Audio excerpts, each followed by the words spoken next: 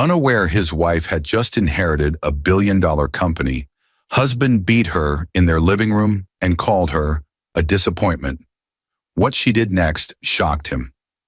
He didn't just raise his voice. He stood in the middle of his own living room, drunk, shaking with anger, and called the woman who had been quietly carrying his whole life on her shoulders a disappointment. Seconds before his hand struck her face and sent her crashing into the edge of the coffee table. Days earlier, Emma Collins had been kneeling alone in their dim garage, her hands trembling as she opened a thick envelope from a private estate firm. Inside were words that didn't feel real. Sole heir, transfer of control, conglomerate assets. The small repair shop she grew up around had become a billion-dollar company, and on paper it now belonged to her. But when she walked back into that house, she didn't feel like an heiress. She felt small, grieving, afraid of the man who slammed doors upstairs and blamed her for every bill. So she slid the envelope under a stack of old spare tires, hiding a billion-dollar legacy inches from the car he drove every day. Mark never asked how her day went. He didn't know about the inheritance. All he saw was a quiet wife, a messy bank account, and a string of secret messages with another woman saved in his phone as B that made him feel wanted and important. In his mind, Emma was the problem, lazy, unambitious, dragging him down. "You're useless. You don't help. You're a burden. A disappointment," he shouted just before his palm met her cheek. He thought she was trapped. He thought she was powerless. He thought no one would ever believe her over him. What he never imagined was this. The woman he had just beaten on his own living room floor was already starting to record everything. His words, her bruises, even the messages from B. And somewhere in a calm office across town, the lawyer who once handled her father's business was ready to turn that hidden envelope in her quiet evidence into the one move that would finally shock him into seeing who she really was. Dear viewers, thank you for being here. If you watch without subscribing, it's like letting Emma's story fade back into silence. When you click that button, you stand with every person who was called a disappointment right before they rose. Please subscribe now, and in the comments, tell me where you're watching from. The sound hits first, sharp, sudden, like something breaking inside the walls. Emma Collins flinches so hard the pen slips from her fingers. Her heart jumps before her mind understands. It's only Mark, her husband, slamming the bedroom door upstairs. Again. For a moment, she sits frozen at her small workspace in the living room, breath caught in her throat. The intensity of the noise presses against her chest, reminding her how easily the peace in this house can collapse in seconds. Then she forces herself to breathe, slowly, carefully, like someone who has learned to make quiet her shield. Emma, 28, soft-spoken and steady, returns to her work. Design drafts for a project she hopes will bring in enough money to cover next month's bills. She has always been the calm one, the one who smooths the edges, the one who learned from her father that strength isn't loud, Emma. It's consistent. Her father's voice has followed her through every year of her life, especially since he passed away 8 months ago. He raised her alone after her mother left when Emma was a child. He built a small business from nothing, a repair shop that slowly expanded into something much larger. Even as a girl, she watched him work late nights, restoring old tools, drawing plans, meeting investors, building dreams. She didn't know then that the company he built would grow far beyond what she ever imagined. She didn't know one day it would all be hers. Near the end of his life, he started sending her things, documents, printouts, emails she never fully opened, some letters, some legal forms, some unread messages from firms with names she didn't recognize, preparations she kept putting aside, telling herself she wasn't ready. Her grief sits like a small stone in her chest every morning. Upstairs, Mark grumbles loudly. He is 32, her husband of 4 years, a man with charm that fades quickly once he's comfortable. He wakes late, complains often, and his temper carries a sharpness that feels harmless at first glance, until it doesn't. He used to be sweet. He used to smile when she smiled, but lately he only seems annoyed by her presence, by her quiet routines, by the softness he once claimed to love. Mark thunders down the stairs, rubbing his face. "You still working?" "Emma, honestly, you need to start pulling your weight. I can't do everything." His words slice cleanly, Not loud enough to be explosive, but sharp enough to bruise. Emma lowers her eyes. She wants to remind him that she does work, that she tries every day, that design gigs don't always pay consistently. She wants to explain how she's been trying to step up since her father's death, but she swallows it. Her father once said, "Some people mistake kindness for weakness, but you'll show them differently someday." Emma reaches toward the framed photo of her father next to her laptop, just for comfort, but stops. Mark notices it every time and always complains it clutters the space, so she slides it quietly into the drawer before he can see. "Good," he mutters, passing behind her. "This place looks cleaner without that old picture." Her fingers curl under the desk where he can't see. Her phone buzzes. The screen flashes a name. Attorney Hayes. Emma stiffens, panic whispering against her thoughts. She quickly turns the phone face down. She tells herself she's not ready. Not yet. The paperwork her father left behind and the calls from the lawyer still scare her. The lawyer checks in every few weeks about finalizing the estate transition. Something about control, something about assets, things that sound too big for the small life she's living here. And for now, none of it has changed their day-to-day struggles. The estate is still processing.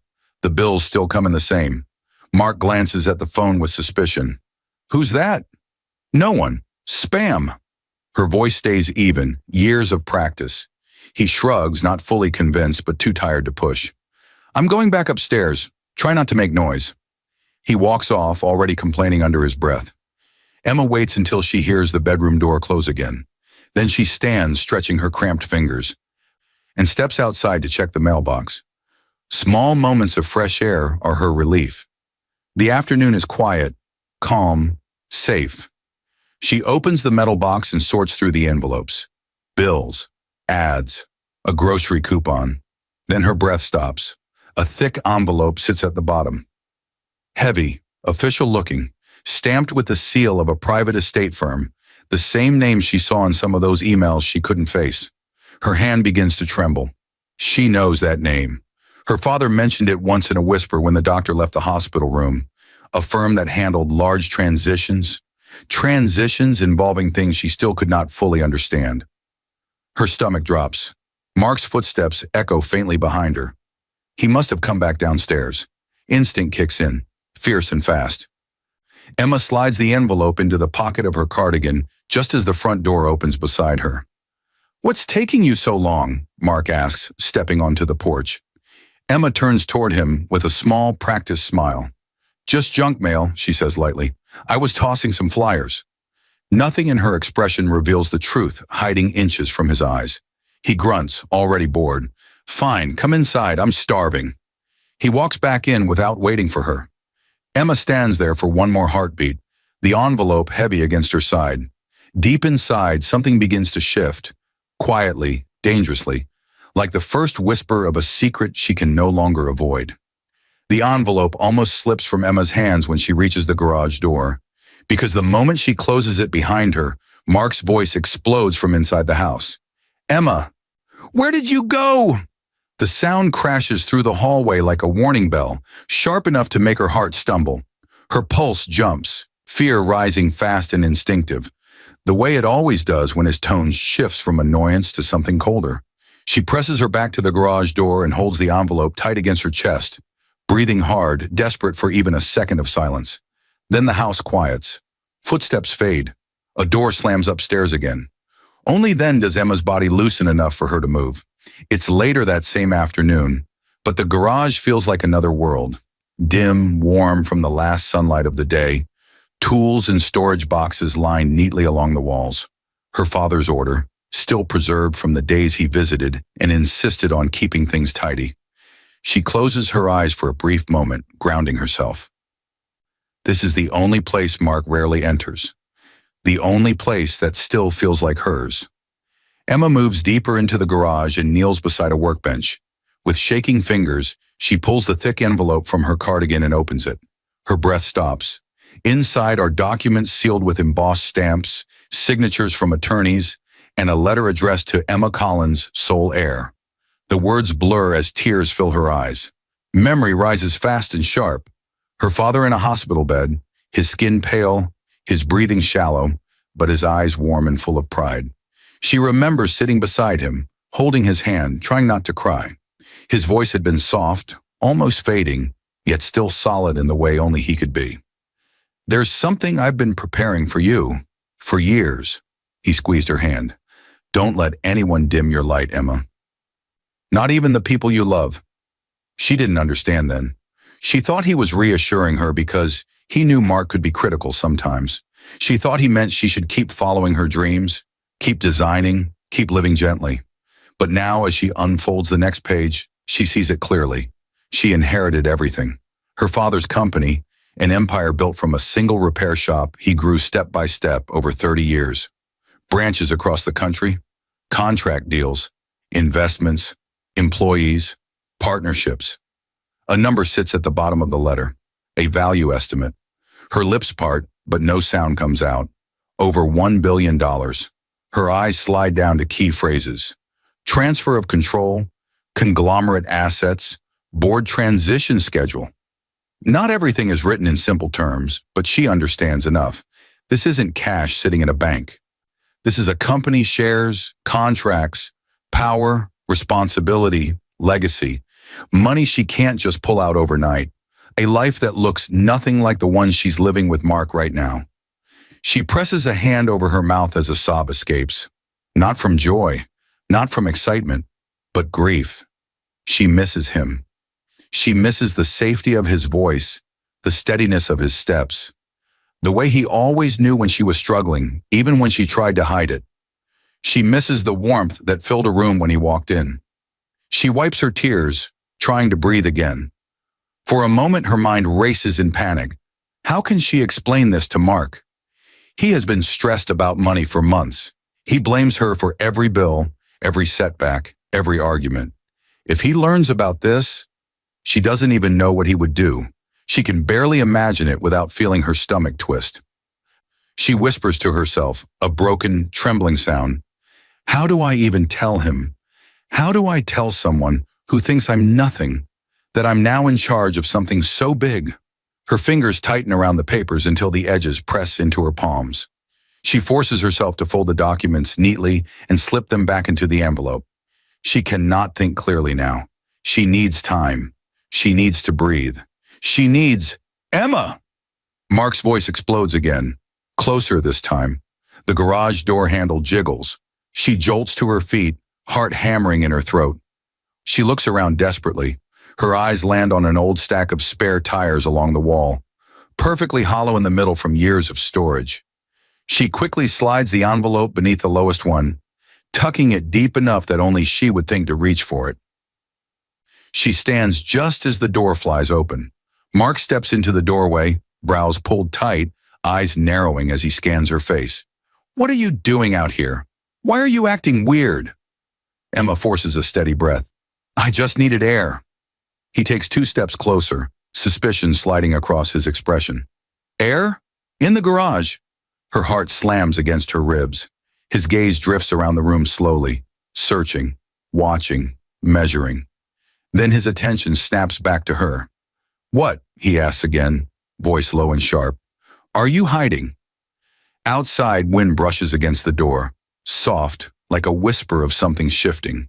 And somewhere deep inside the garage, under a stack of tires, the sealed envelope waits like a sleeping storm ready to break open. 2 evenings later, Mark slams the front door so hard the picture frames on the wall tremble. The sound crashes through the house like a bolt of thunder. Emma startles, nearly dropping the bowl she is carrying to the dinner table. Her heart kicks painfully against her ribs. He storms into the kitchen, jaw tight, eyes sharp, skin flushed with frustration. "I lost the contract," he snaps before she can even speak. "They gave it to someone else, a rookie. Can you believe that?" His voice fills every corner of the kitchen, crowding out the quiet warmth Emma had tried to build while preparing dinner. She places the bowl down slowly, steadying her breath. "I'm sorry, Mark. I know you worked hard for it." "That doesn't help," he snaps. "Nothing helps." He yanks open a cabinet, grabs a plate, and slams it onto the counter. The noise cuts the air again, and Emma's shoulders rise instinctively. Intensity softens. He drags a hand through his hair, sighs heavily, then mutters, "Sorry, it's just..." Everything feels wrong today. Emma gives him a small, gentle nod. She has seen this pattern before. Rage first, apology next. She always forgives. She always tries again, because she still believes that love should be patient, soft, and understanding. It was how her father treated her, how he taught her to love others. Mark sits at the table, immediately picking at the food with a frown. "It's cold," he mutters. "It just came off the stove," she answers softly. "I can reheat it." "No," he says, pushing the plate away. "Forget it." He stands abruptly and starts pacing the room, irritation spilling from him in sharp lines. "It's like this house is cursed," he grumbles. "The bills, the repairs, my job falling apart.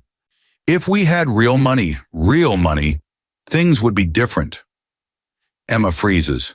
The world seems to narrow around that one sentence, because she knows something he doesn't, something she is still trying to process herself, something she hasn't even said aloud. A billion-dollar empire sits hidden inside the garage, folded beneath spare tires. Her breath tightens. For a second, she almost tells him, almost opens her mouth to say, "Mark, I do have something to tell you." But fear seizes her. The memory of his temper stops her. The way he snapped at her in the garage. The way his suspicion lingers even when he pretends to let things go. She turns back to the sink, pretending to wash a dish. She says nothing, and Mark doesn't notice the battle happening inside her. He keeps ranting, waving his hands as if trying to push away invisible problems. "Everything is on me. Always on me. You should help more, Emma. You could be more ambitious. Do something bigger. Try harder."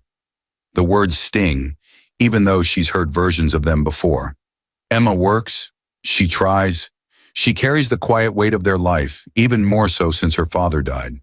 She never says it out loud, but the effort exhausts her. Mark's voice shifts again, softer but still edged.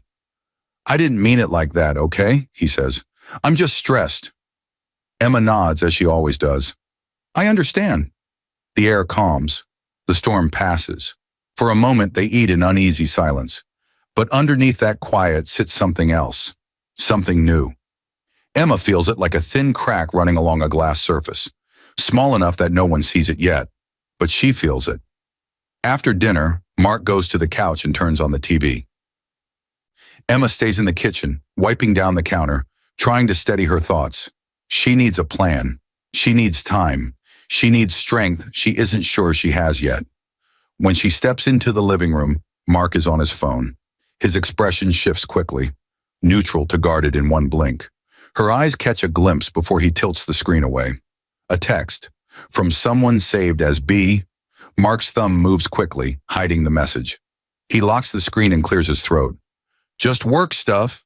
But his tone is too fast, too clipped. A small ache forms in Emma's chest. Not jealousy yet, just a quiet dread. A whisper that something is wrong. Something is shifting between them. Something she can't name yet. Mark stands. "I'm going upstairs. Don't stay up too late." He walks away without looking back. Emma stands alone in the room, the glow of the television flickering across her face. Something cold curls at the edge of her thoughts, like a shadow stretching wider. Somewhere inside her, she senses that the cracks she's been ignoring are about to widen, and tomorrow may not bring the comfort she's hoping for. The argument explodes before dinner even reaches the table. Mark slams his phone onto the counter so hard the salt shaker jumps. "For once," he snaps, "can we have a normal night? Or is that too much to ask?" Emma freezes mid-step, holding two plates, her hands trembling. His outburst slices through the soft routine she tried to create, turning the kitchen into a storm zone.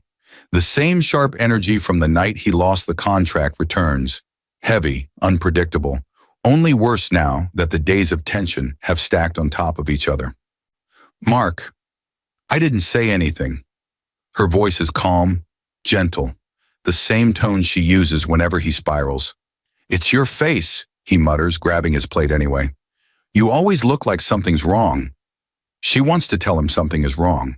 Something is breaking. Something inside her is carrying secrets too big, too heavy, too dangerous to release all at once.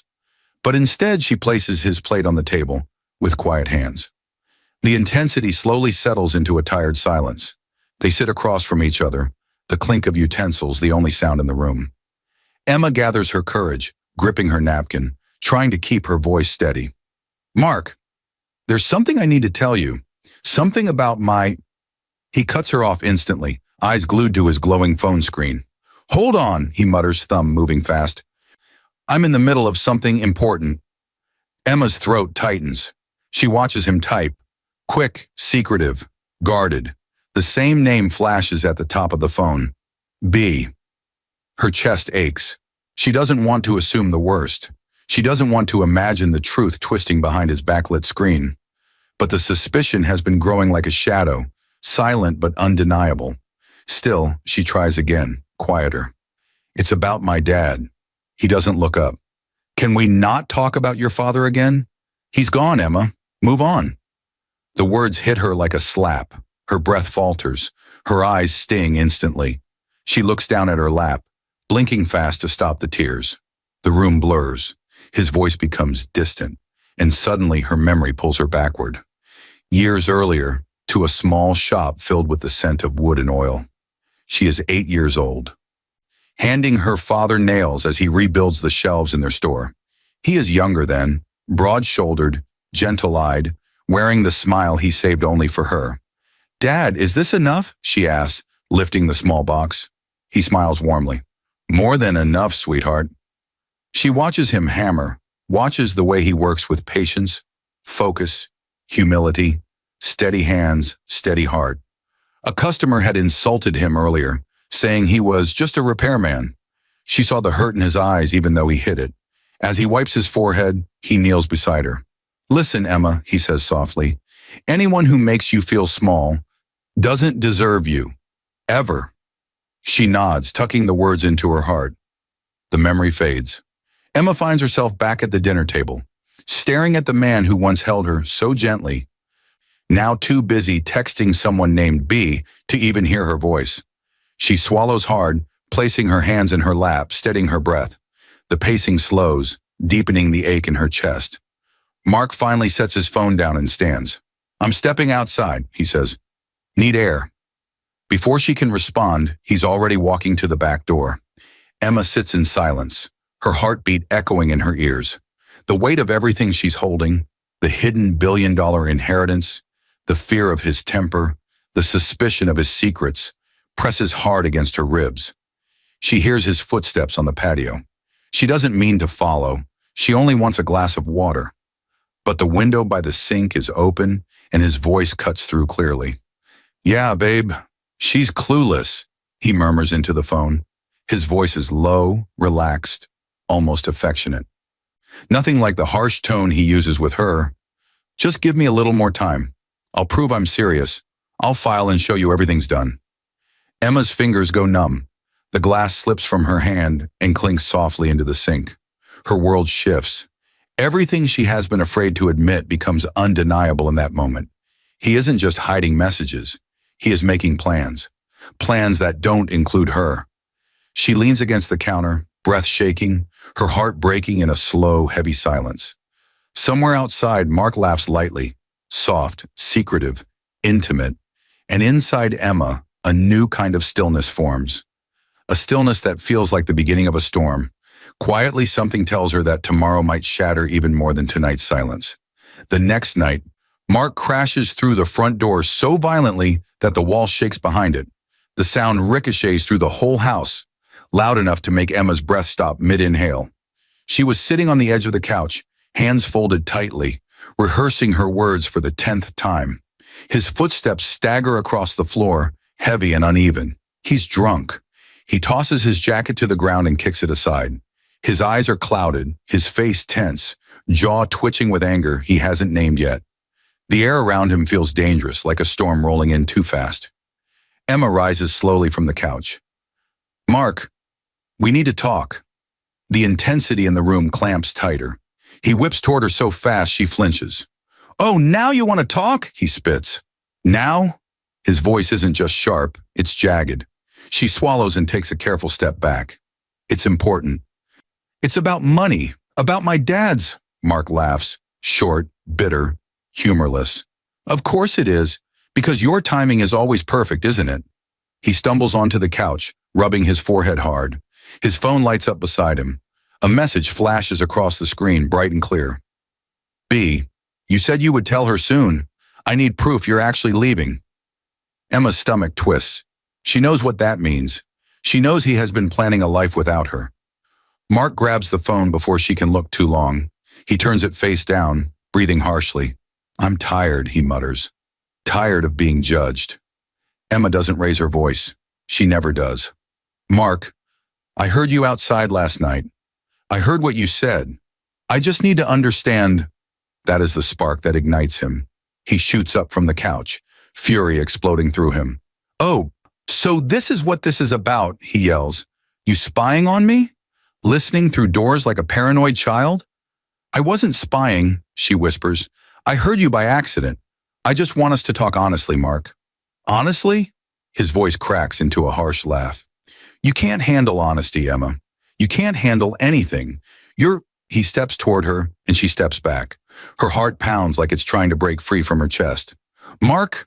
No! He points at her, jabbing the air. Don't talk. You never talk. You just sit there like a ghost in this house. A burden. A disappointment. The words hit harder than the volume, because they are said with full intention, full belief. Emma feels her vision blur, but she stays still, silent. He grabs her wrist suddenly, too tight, and jerks her forward. Look at me when I talk to you. Her breath catches. Pain shoots up her arm. She tries to pull away, gently at first, then with more urgency. Mark, let go. But he doesn't. Stress, alcohol, the fear of losing control, the pressure from the woman texting him, all of it twists him into someone unrecognizable. You want honesty? He growls. Here it is. I'm sick of this life. Sick of you dragging everything down. You can't even keep this house right. You can't help me.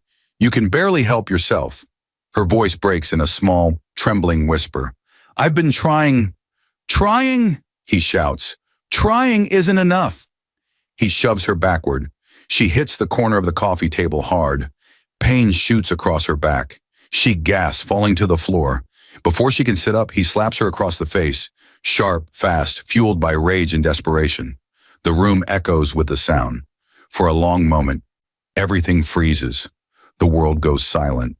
Emma doesn't scream. She doesn't cry. She doesn't move. She just stares at him, hollow, empty, as if something inside her has cracked too deeply to show emotion. Mark stands above her, panting, chest heaving. He rubs his face hard, as if realizing what he just did, but not enough to apologize, not enough to change, not enough to care.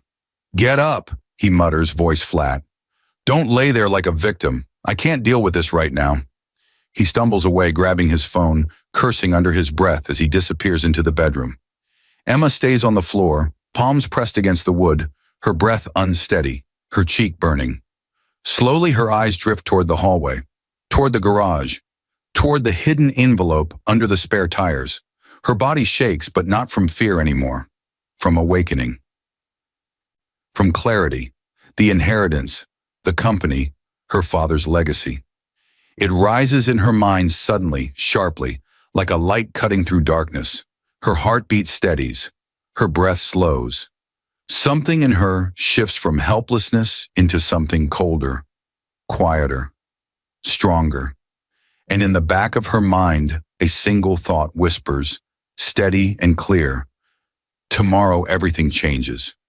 Emma jerks awake to the sound of a loud crash. Something glass shatters in the living room, followed by Mark's irritated groan. Her heart slams into her ribs, and for a split second, she can't breathe. The memory of the slap, the shove, the fall, it all hits her again like a fresh bruise. She sits up slowly on the bedroom floor where she slept last night, because she couldn't bear to lie beside him. At some point after he passed out, she had dragged a pillow and blanket to the corner, choosing the hard floor over his side of the bed. Her cheek throbs when she touches it. Her back stings from the table's corner. The intensity of last night hangs in the air like smoke. Mark curses from the living room. Stupid lamp, always breaking. She freezes, listening. His voice isn't focused on her, not yet, but it's heavy, careless, irritated. The kind of tone that warns her not to step into the room just yet. She stands quietly, every movement slow and calculated, her body sore. She steps into the bathroom and closes the door soundlessly, turning the lock with practiced care. This time she doesn't cry. She lifts her shirt and stares at the bruises forming across her ribs. Purplish marks bloom across her skin, like painful reminders of how far things have gone. She takes a long breath, steady and slow. Then she picks up her phone. The intensity fades into cold focus. She lifts the camera and takes photos. Front, side, close-up, full set. Her hands shake only slightly. She moves with calm precision, as if something inside her has finally clicked into place. Next, she plays his voicemails, those angry ones he left days ago when she didn't reply fast enough or didn't answer a call. She saves them, labels them. Then she opens the screenshots she took weeks ago of his text from B when he left his phone unattended on the kitchen counter. Messages about plans, meeting, being patient, and proof you're leaving. She saves them all into a secure folder, uploading copies to a cloud account only she can access. Her breathing deepens with every step. This isn't fear anymore. It's strategy. A soft flashback rises, slow and warm. She is 16 again, sitting at her father's large desk. He is showing her how he keeps records, business logs, client notes, signed agreements. "Why do you save all these?" young Emma asks. Her father smiles and taps a thick binder. "Truth is strongest when recorded. People lie, memories fade, but evidence speaks clearly." She nods, absorbing every word. "Someday this will help you more than you know." The memory fades. Her father had been right about everything. Emma closes the folder on her phone and finally takes a slow breath. Her cheek still burns, but her spirit doesn't tremble anymore. She steps out of the bathroom. Mark is in the living room with the TV on, feet on the table, laughing at something on the screen. A broken lamp lies in the trash. He doesn't even look at her. He doesn't know. He has no idea. Emma walks quietly past him, her eyes cold and distant. She enters the garage, closing the door behind her. Her hands reach for her phone again.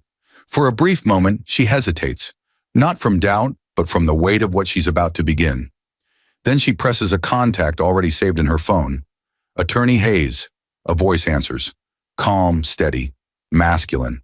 Familiar now from missed calls and short messages about estate matters.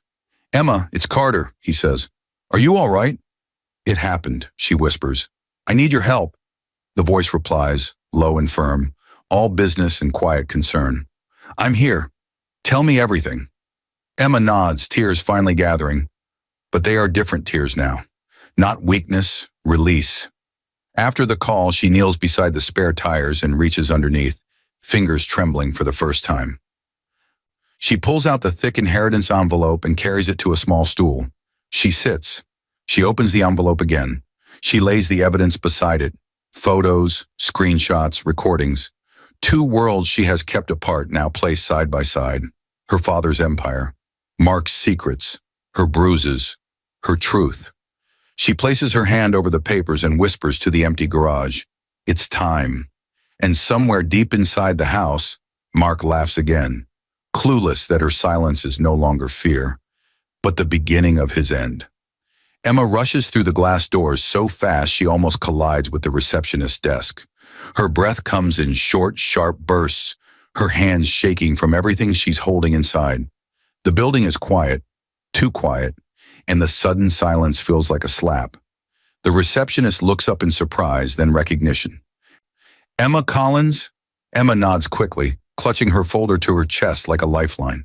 Her cheek is still faintly bruised. Her ribs ache every time she inhales. The receptionist's expression softens, but she doesn't ask questions. She simply stands and guides Emma down the hallway. Every step feels like stepping out of one world and into another. They stop at a closed door with a small nameplate. Attorney Carter Hayes. The receptionist knocks once and opens it. "Mr. Hayes, your appointment is here." Inside the office stands a man in his early 40s.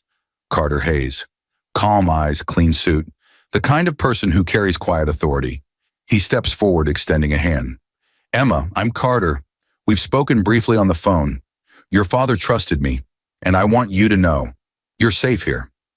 The words hit her harder than they should. She nods, trying not to cry. He motions for her to sit. "Tell me what happened. All of it." She opens her folder with trembling fingers. Photos, screenshots, voicemails, the inheritance envelope. Carter watches silently, giving her the space to breathe before forcing her to speak. Once everything is laid out between them, she finally whispers, "He hurt me, and he's seeing someone else." A muscle in Carter's jaw tightens. He nods slowly. "Emma, this is more than enough for protection. You have strong grounds for charges and for divorce." Her stomach knots. "I've never filed anything like that. I don't even know how to begin." "That's why you're here." Carter leans forward. "We'll file a restraining order first, then the divorce. We'll also file a police report to document the assault. We'll secure your financial independence and your safety." She hesitates, then reaches for the inheritance papers. "There's something else you need to see." She hands him the envelope. Carter begins reading. His expression shifts.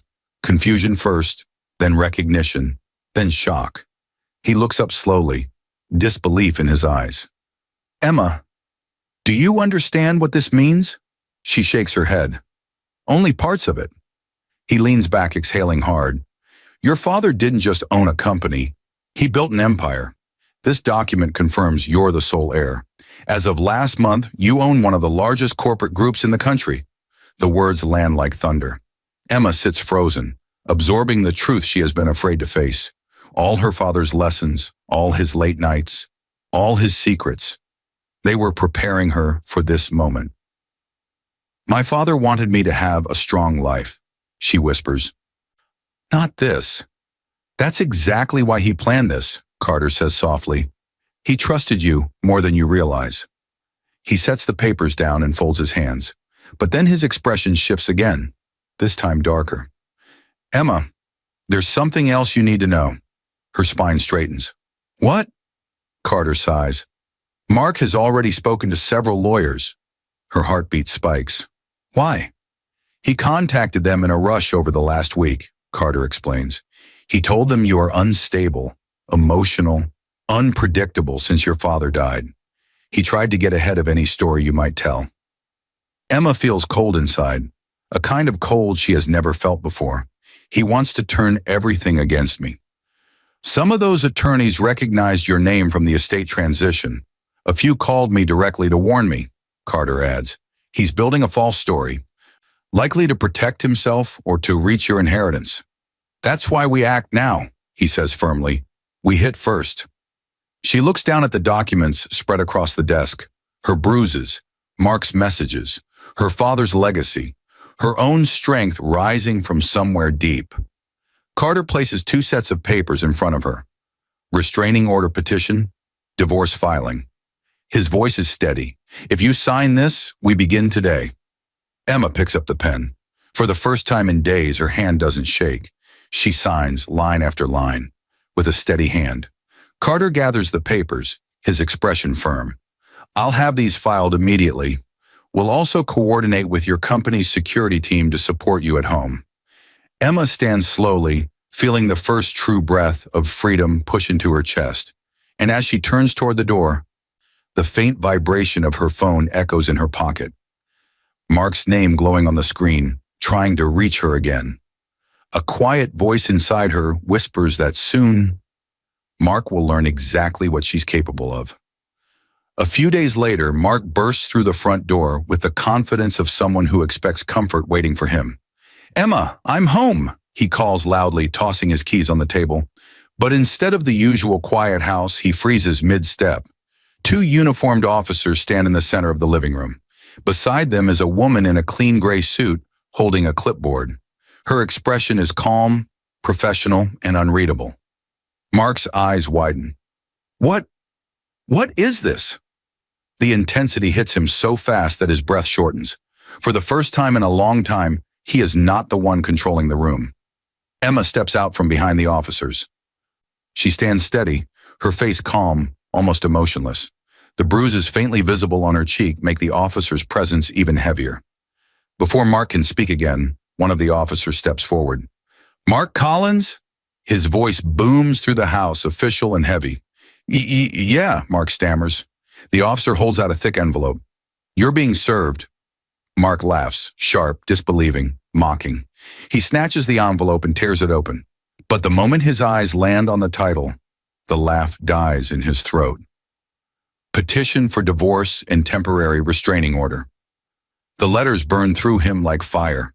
He looks up at Emma, betrayal twisting across his face. You can't be serious. Emma, what is this? Her voice is steady. It's exactly what it says. His face reddens. You think you can survive without me? She holds his gaze without blinking. I already have. The room falls silent. Mark's nostrils flare. He throws the papers onto the coffee table. This is insane. I provide everything for this house. You can't just... A quiet cough interrupts him. Attorney Carter Hayes steps forward from the corner of the room, dressed in a firm black suit. He holds another document, a single sheet with an official seal. Mark's eyes narrow. You again? Who invited this? Carter extends the paper calmly. Mr. Collins, you'll want to see this. This outlines the corporate succession and clarifies that you have no claim to your wife's inherited assets. Mark snatches it, still fuming. But when he reads the first lines, the anger drains from his face, replaced by confusion, then shock, then fear. Notification of corporate succession. Naming Emma Collins as sole owner and chief successor. His hands tremble. What? What is this? Emma? What? Emma stands tall, her voice quiet but firm. My father prepared everything. He left the entire company to me. Mark stumbles back a step. A company? What company? His voice shakes. What are you talking about? Carter's tone remains professional. Your late father-in-law owned one of the largest corporate groups in the country. Emma is now the sole heir. These documents also confirm that your name has never been on any of those assets. Mark's knees nearly buckle. Emma, she owns all of that. The woman in the suit speaks gently. Sir, we recommend you read everything carefully. These documents outline her financial independence, her corporate protections, and her legal grounds for the petition and protective order. Mark stares at Emma in disbelief. You hid this from me?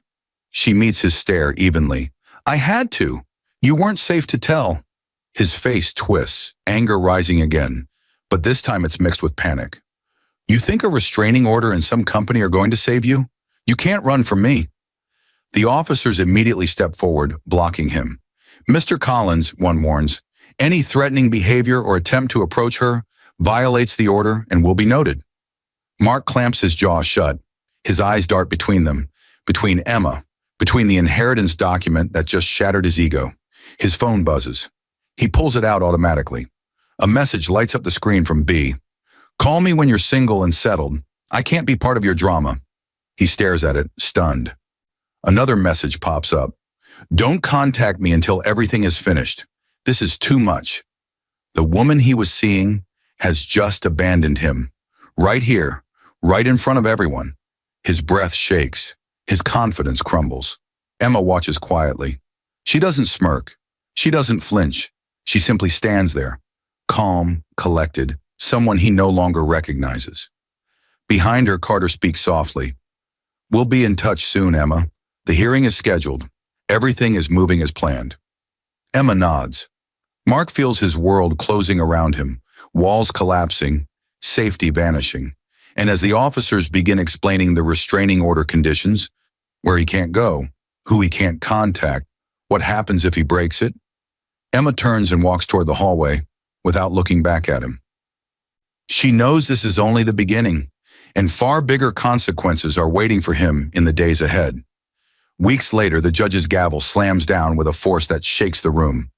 Order in the court. Mark flinches. Emma doesn't. The intensity hits instantly. The courtroom is packed. Officers, lawyers, clerks, and a few onlookers who always seem to wander in for drama. Mark stands beside his lawyer, face tight, sweating, hands trembling. Emma sits beside Attorney Carter Hayes, calm and composed, her expression unreadable.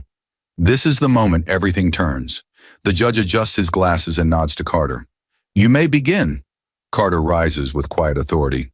Your Honor, today we present evidence of physical, emotional, and verbal abuse against my client, Mrs. Emma Collins, as well as a pattern of infidelity and manipulation by Mr. Collins. Mark scoffs loudly. This is ridiculous. Mr. Collins, the judge warns, you will stay silent until you are given permission to speak. Mark clenches his jaw, but obeys. His confidence cracks just a little. Carter opens a folder. The first photo appears on the screen. Emma's bruised cheek. The room shifts. An undeniable gasp cutting through the air. The bruise is faint now, but visible. A mark that tells a story without needing words.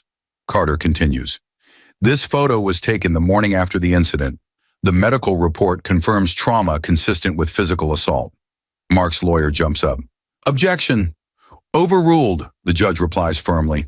Another photo appears.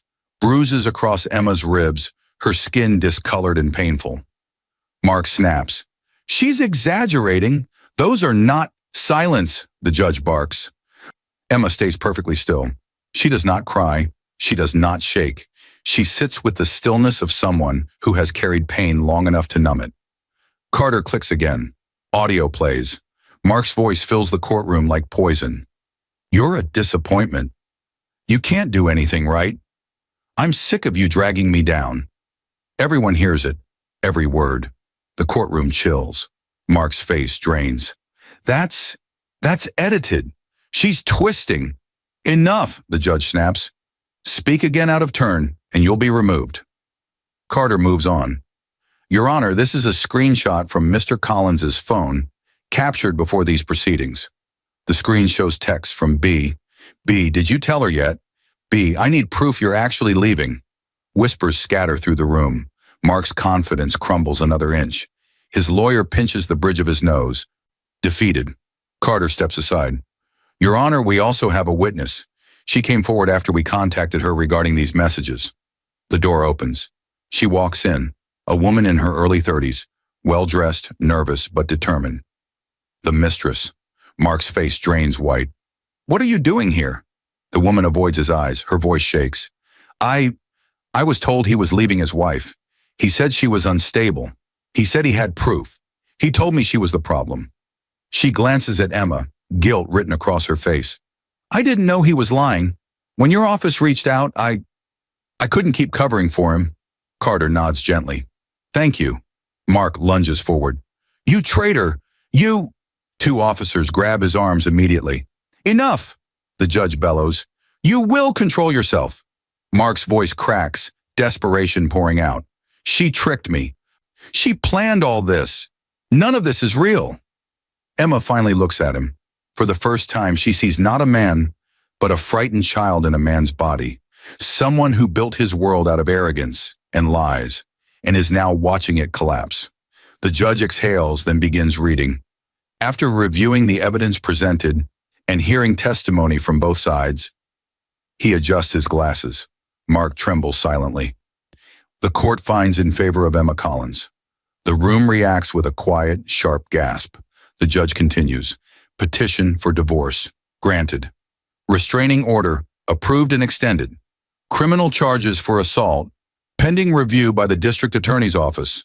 With this court's recommendation to proceed.